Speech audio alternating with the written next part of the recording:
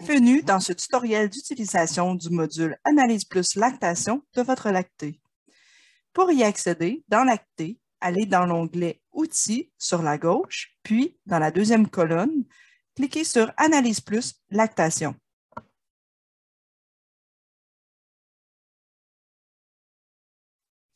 Lorsque le module ouvre, on voit tout d'abord une barre de transfert qui confirme le chargement des données qui seront utilisées par le programme. Il est important de savoir que les données de production utilisées pour la programmation d'Analyse plus lactation proviennent essentiellement d'animaux de race Holstein. Les données utilisées par défaut pour la création des courbes sont celles des 365 derniers jours à partir de la date de production la plus récente. À partir des données de production 24 heures et pour tous les tests à l'intérieur des 365 derniers jours, une courbe composite est alors créée. Il est important de garder à l'esprit que pour chacun des points utilisés pour tracer la courbe, le nombre d'observations est différent. La première boîte de dialogue, à droite du graphique, définit l'intervalle de production considéré.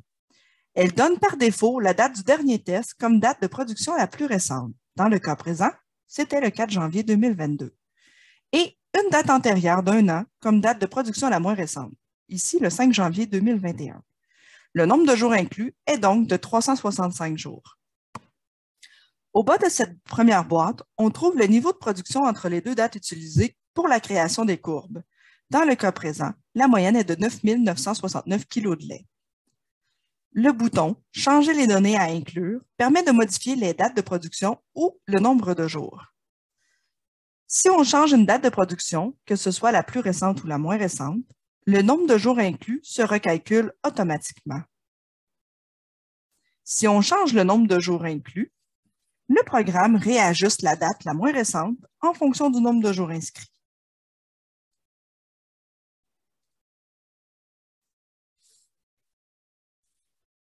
Les choix vont modifier les données utilisées pour l'analyse. Dans cette fenêtre, il y a aussi l'option « Inclure lactation débutant avant la date de production la moins récente ». Elle s'active simplement en cochant la case. Le programme considérera alors les données de production à partir du vêlage pour chacune des vaches en lactation à la date la moins récente. On est alors assuré d'avoir les données complètes de toutes les lactations en cours durant l'intervalle considéré. Lorsque vous effectuez des changements dans la fenêtre « Changer les données à inclure », il faut obligatoirement cliquer sur le bouton « Recharger les données » pour activer des modifications. Dans le cas contraire, on clique sur « Annuler » pour revenir au point de départ. Si vous aviez cliqué sur l'option « Inclure lactation débutant avant la date de production la moins récente », vous retrouveriez un crochet au bout de la ligne « Inclure lactation commençant plus tôt » et le niveau de production aurait été adapté en fonction des nouvelles modifications. Dans la deuxième boîte, vous retrouvez l'interprétation des résultats. Les paramètres de la courbe de lactation qui ont été considérés sont le lait du début, qui est basé sur la production du premier test, la synchronisation du pic, qui est basé sur un pic de lactation de 65 jours en lait pour les primipares et de 55 jours en lait pour les multipares, le niveau du pic, qui est une évaluation de la quantité de lait au pic en fonction du niveau de production du troupeau. Et pour analyser cette variable, le programme prendra le point le plus élevé sur la courbe en lactation avant 120 jours en lait, la description du pic, qui est caractérisée par la durée et la forme du pic, la pente de la mi-lactation, la pente de fin lactation. L'interprétation est fractionnée selon le numéro de lactation. Vous avez ici 3 colonnes, première lactation, deuxième lactation et troisième lactation et plus. L'utilisation de pictogrammes rend facile l'interprétation des résultats. Lorsque vous voyez un rond vert, c'est que les données sont bonnes. Si vous voyez une flèche vers le bas, c'est que c'est inférieur au standard. Une flèche vers le haut, c'est que c'est supérieur au standard. Si au niveau de la description du pic, vous auriez une ligne droite, c'est que le pic est en plateau. Si vous auriez une ligne vers le bas, c'est qu'il n'y a pas de pic. Comme dans le cas présent, la synchronisation du pic avec une flèche qui pointe vers la droite signifie que le pic est retardé de quelques jours et si c'était vers la gauche, c'est que le pic devance de quelques jours. Dans la troisième boîte, on retrouve l'auto-interprétation dans laquelle vous pouvez changer le niveau bas, médium ou haut selon ce que vous désirez regarder. Il est aussi possible d'afficher ou non la légende. Dans la quatrième boîte, vous retrouvez Afficher ratio des pics qui permet d'apparaître des infobulles au-dessus des courbes de lactation. Ces infobulles vous donnent l'information sur le nombre de jours en lait au pic de lactation, la quantité de lait moyenne toujours au pic de lactation et les ratios au lait moyen au pic de lactation selon si vous êtes parité 1 en comparaison avec la parité 2 en comparaison avec la parité 3. Dans cette même boîte, vous retrouvez l'onglet Rapport où vous pouvez aller faire l'impression justement de ces données. Vous pouvez, avec la loupe, zoomer sur les informations ou encore, avec l'imprimante, activer l'impression des documents. Toujours dans cette quatrième boîte, l'onglet Préférences permet de modifier certains paramètres pour l'interprétation des résultats d'analyse plus lactation. En cliquant sur les préférences, on voit apparaître la fenêtre. La partie de gauche comprend 3 sections, seuil des exclusions, seuil d'interprétation et autres préférences. Les seuils des exclusions permettent de modifier les seuils d'affichage d'étiquettes pour les 4 paramètres suivants, protéines sur gras faibles, protéines sur gras élevées, cellules somatiques élevées et peu de production. Le paramètre peu de production réfère au nombre d'observations utilisées pour établir une moyenne.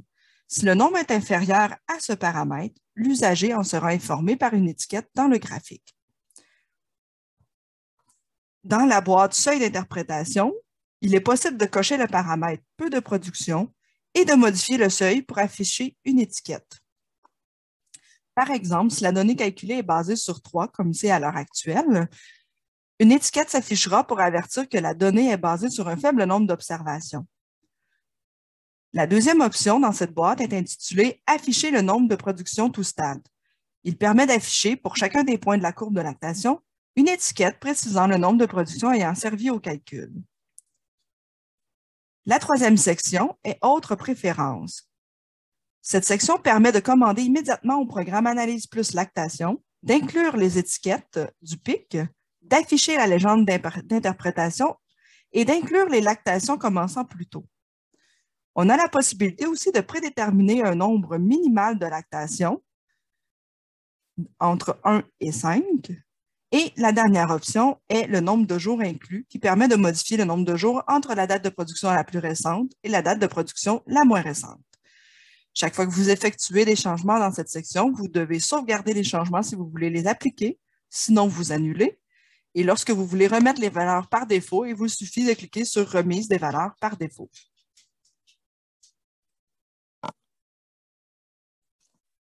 Dans la section principale d'Analyse plus lactation, on remarque les 3 courbes de lactation pour chaque parité de votre troupeau. Lactation 1, lactation 2 et lactation 3 et plus. Si vous voulez accéder à chaque courbe de lactation indépendante l'une des autres, dans les onglets au-dessus du tableau, il est possible d'y accéder. Donc, en cliquant sur parité 1, vous voyez ici la courbe de lactation des premières lactations, des deuxièmes lactations et des troisièmes lactations et plus. Sur la droite du tableau, il est apparu une boîte qui permet de choisir des stades de lactation différents et de changer l'interprétation des courbes de lactation à partir du milieu et de la fin lactation. Si vous sélectionnez « Inclure stade 9 », le module entre les vaches qui dépassent les 305 jours en lait.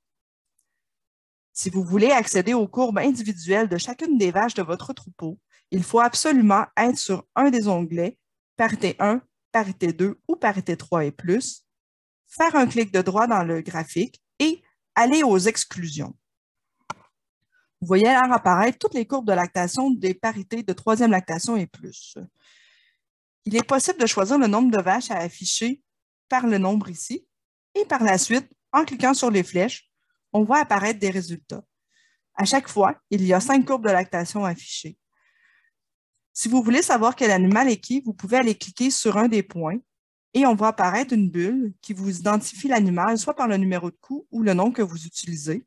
Vous voyez aussi la date de vêlage, le nombre de jours en lait au moment du test, la date du dernier test, la quantité de lait produite, la persistance, les composantes, gras et protéines, les ratios protéines-gras et le ratio gras-protéines, les cellules somatiques et l'urée.